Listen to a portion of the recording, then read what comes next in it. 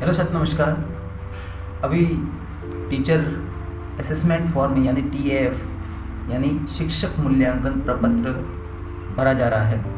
उसमें जो प्रारंभिक शिक्षा के टीचर हैं उनको उसको 23 अगस्त से 31 अगस्त तक भरना है। माध्यमिक शिक्षा के अध्यापक लेवल 1, लेवल 2 और समस्त वरिष्ठ अध्यापक हैं उनको 1 सितंबर से 11 सितंबर के बीच में भरना है। और माध्यमिक शिक्षा की व्याख्याता संस्था प्रदान मॉडल विद्यालय के शिक्षक संस्था प्रदान उनको 12 सितंबर से 20 सितंबर के बीच में टीचर फॉर्म भरना है, टीएफ भरना है। ठीक है, तो उसके लिए आप कैसे करेंगे? तो सबसे पहले आपको स्टाफ लॉगिन को ऑनलाइन कर लेना है। यहाँ पर आप आने के बाद यहाँ पर अप्लाई का जो ऑप्शन है उसके ऊपर जाना है। यहाँ पर टीएफ 2023 पार्ट 1, क्योंकि पार्ट 1 इसलिए है कि 1 जनवरी से 30 जून 2023 का भरा जा रहा है। और दूसरा जो पार्ट है 1 जुलाई से 30 दिसंबर को जनवरी तक भरा जाएगा। तो इसको यहाँ से आपको क्लिक करना है। क्लिक करने के बाद यहाँ पर आपकी डिटेल जो दिख रही है उसको एक बार चेक कर लें, डिटेल सारी सही हो। इसके बाद नीचे आएंगे तो यहाँ पर पार्ट 1, पार्ट 2, पार्ट 3 3 पार्ट हैं और यहाँ पर लिखा हुआ है जनवरी 2023 से जून 2023। ठीक है, 6 महीने अपने को हर साल भर में 2 बार टीएफ भरना होता है। नीचे आने के बाद यहाँ पर जनवरी 2023 से जून 2023 वर्तमान वर्ष में पढ़ाई जाने वाली कक्षाएं विषय यहाँ विद्यालय लॉगिन सत्र 2023-24 में मैपिंग किए हुए ही विषय प्रदर्शित होंगे। तो यहाँ पर जो विषय आपके प्रदर्शित हो रहे हैं वो देख लें। जो पर विगत 6 माह में शिक्षक की औसत भौतिक उपस्थिति 60% से कम है। अगर आप अवकाश पे रहे हैं ज़्यादा तो उसको लिखिए, 60 से 80 तो उसको लिखिए। अगर आप उसमें 60 से 80% लग रहे हैं और 81% से अधिक रहे हैं तो उतना लिखें। तो इसमें आप अगर कहीं प्रतिनियुक्ति पर रहे हैं तो उसका भी आपको यहाँ पर इंद्राज करना है। जिसके बाद आपको कृपया अपने कार्य निष्पादन को नीचे दिए गए मापदंड के अनुसार कक्षाएं अनुसार 1 से 5 तक स्वयं रेटिंग दें। यदि संस्था प्रदान स्वयं शिक्षक के रूप में प्रपत्र भर रहा है तो कॉलम संख्या 4 को पीओ और सीपीओ द्वारा भरा जाना है। और नियंत्रण अधिकारी को जो प्रपत्र भर रहे हैं उनको ये कॉलम बनना है और जो नियंत्रण अधिकारी है वो इस कॉलम की पूर्ति करेगा। तो यहाँ पर छात्रों और साथियों को प्रोत्साहित कर संवैधानिक मूल्यों का सम्मान करना। इसमें आपको 1 औसत से कम है, 2 औसत है, 3 अच्छा है, 4 बहुत अच्छा है, 5 उत्कृष्ट है। तो आप अगर 5 करना चाहें तो इसको 5 कर सकते हैं, या आपको लगे नहीं 4 है तो 4 करें। इस प्रकार इसको करना है। फिर आगे उन रणनीतियों की पहचान कर कार्य करते रहें जो विद्यालय प्रणाली में छात्र की भलाई और सुरक्षा का समर्थन बढ़ावा देती है। इसमें आपको जो उचित लगे इस प्रकार एक एक करके इन सभी बिंदुओं को आपको रैंक देनी है, ग्रेडिंग देनी है, रेटिंग देनी है। ठीक है, तो इसमें औसत से कम है 1, 2 औसत है, 3 अच्छा है, 4 बहुत अच्छा है, 5 उत्कृष्ट है। तो आप अगर इसमें लगेगा आप उत्कृष्ट हो उस मामले में आप उसमें कर सकते हो, जैसा आपको स्वविवेक से वो कार्य कर सकते हो। तो इसके बाद जैसे इसकी पूर्ति कर लोगे यहाँ पर टोटल आपके जो योग है, नंबर है वो 100 हो जाएंगे और उसी के अनुसार आपकी यहाँ पर grade A, B, C, D, E grade हो जाएगी। और 60% से ऊपर है तो A हो जाएगा। उसके बाद आप देख सकते हैं। इसके बाद संस्था प्रदान के कार्य के संबंध में टिप्पणी। संस्था प्रदान के कार्य समग्र मूल्यांकन जो आपने ग्रेड A दी है, आपको संस्था प्रदान ने आप कार्य संतुष्ट है तो वो भी आपको A दे सकते हैं, उतने ही नंबर दे सकते हैं। अगर आपके कार्य से असंतुष्ट हैं तो वो आपको औसत से कम, औसत बहुत अच्छा, इसके अनुसार यहाँ पर जो ग्रेडिंग देंगे वो उसका यहाँ पर वो 100 हो जाएगा। यहाँ पर जो आपके नियंत्रण अधिकारी हैं उनका नाम और उनके मोबाइल नंबर दर्ज करने हैं। इसके बाद इसको सेव कर लेना है। सेव करने के बाद हमें पार्ट 2 में जाना है।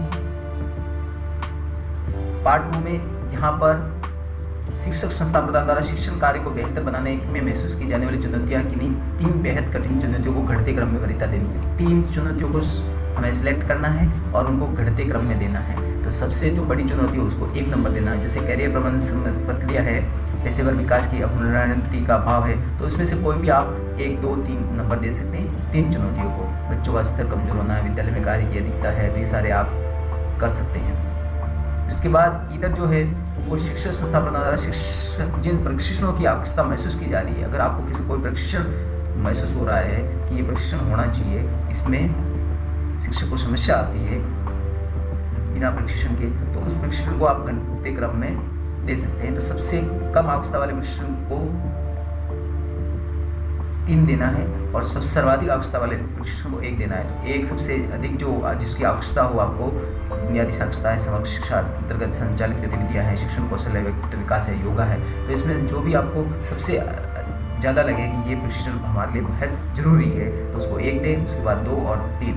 तो इस प्रकार 3 आपको सिलेक्ट करनी है। यहाँ पर आपके जो DDO हैं वो सिलेक्ट करेंगे। इसके बाद शिक्षक संस्था प्रदान द्वारा स्वयं के कार्य के बारे में किया गया योगदान प्राप्त पुरस्कार संबंधित कॉलम में टिक भरें, अन्यथा गलत भरें। गलत तो नहीं भरना है, इसमें टिक करना है आपको। विद्यालय के भौतिक विकास में योगदान अगर आपको लगे कि आपने किया है तो इसको टिक करें। इस प्रकार 2-3 आप जो भी चाहें जिसमें कर सकते हैं और फिर इसको सबमिट कर दें। सबमिट करने के बाद आपको आना है भाग 3 में, तो यहाँ पर आपको क्लिक करें। यहाँ पर आपकी शिक्षक संस्था प्रदान की प्रशिक्षण संबंधी सूचना, अगर आपने इस टाइम पीरियड में 1 जनवरी 2023 से 30 जून 2023 तक कोई प्रशिक्षण प्राप्त किया है तो उसकी डिटेल को यहाँ पर आपको फिलअप करनी है। तो कार्यशाला का नाम जो भी हो, यहाँ पर आपको इसमें से बहुत सारे ऑप्शन है, इससे संबंधित आपने कोई ट्रेनिंग की है तो उसको क्लिक करें, यहाँ पर भरें। प्रशिक्षण कार्यशाला की प्रारंभ दिनांक क्या थी, ओडी के आधार पर आप लिख सकते हैं। प्रशिक्षण कार्यशाला की अवधि, प्रशिक्षण में भूमिका क्या रही आपकी, शिक्षक की रही 1, 2, 3, 4। तो यहाँ पर आपके दे रखा है कि शिक्षक हैं तो 1, प्रधानाध्यापक 2, प्रशिक्षक हैं तो 3, सामग्री निर्माण करता है तो 4। इस प्रकार आपको इसमें से सिलेक्ट करना है। प्रशिक्षण कार्यशाला का मुख्य बिंदु उच्च प्राथमिक कक्षाओं के लिए विषय भी लिखें। तो यहाँ पर अगर आपने कोई प्राथमिक उच्च प्राथमिक के लिए कोई प्रशिक्षण प्राप्त किया विषय संबंधित है तो विषय भी लिखें। प्रशिक्षण कार्यशाला का आयोजन करता देखिए यहाँ पर डाइट है तो 1, समग्र शिक्षा ने अगर प्रशिक्षण आयोजित किया तो 2, RSCERT द्वारा किया गया है तो 3, गैर सरकारी संगठन या अन्य कोई ने किया है तो 4 भरें। तो इस प्रकार यहाँ पर आपको करना है। प्रशिक्षण की उपयोगिता या गुणवत्ता और उपयोगिता की ग्रेडिंग, तो आपने जो प्रशिक्षण प्राप्त किया उसकी उपयोगिता क्या है, गुणवत्ता क्या है।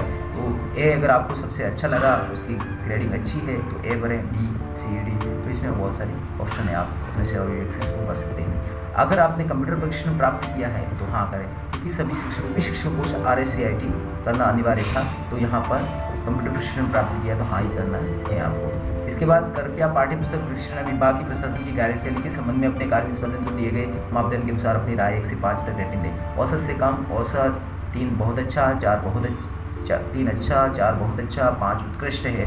तो यहाँ पर पाठ्य पुस्तक का पाठ्यक्रम कैसा है, तो आपको सबसे उत्कृष्ट लगे तो 5 दें, बहुत अच्छा लगे तो 4, औसत है तो 2 दे सकते हैं, अच्छा है तो 3 दे सकते हैं। इस प्रकार आपको MD राशन की वितरण की व्यवस्था, प्रशिक्षण कार्यक्रम, CBO कार्यशैली, प्रशासन की कार्यशैली, PO CEO प्रशासन की कार्यशैली, संस्था प्रधान इंचार्ज की कार्यशैली, SMC का विद्यालय गतिविधियों में योगदान, विद्यालय निरीक्षण गतिविधियों के निरीक्षण का स्तर। तो यहाँ पर इसको सबमिट कर दें। एक बार इसको फाइनल लॉक आपको नहीं करना। एक बार आपने जो डिटेल फिलअप की है वो एक बार पुनः चेक कर लें कि सारी भरी हुई है। कभी कभी क्या होता है कि हमारा जो डाटा है वो उड़ जाता है या मिसमैच हो जाता है, उसकी वजह से हट जाता है। तो एक बार पुनः चेक करें कि आपने जो भरा है वो कंप्लीट सही है। तो उसके बाद तीनों को एक बार पुनः चेक कर लें, तीनों पार्ट को, और फिर आपको फाइनल लॉक करना है। फाइनल लॉक होने के बाद आपका जो डाटा है वो चेंज नहीं हो सकता, इसलिए इसका विशेष ध्यान रखिए। होप ये वीडियो अगर आपको अच्छा लगा तो इसको लाइक शेयर सब्सक्राइब कीजिए। मिलते हैं नेक्स्ट वीडियो में, तब तक के लिए आप सभी का धन्यवाद साथियों।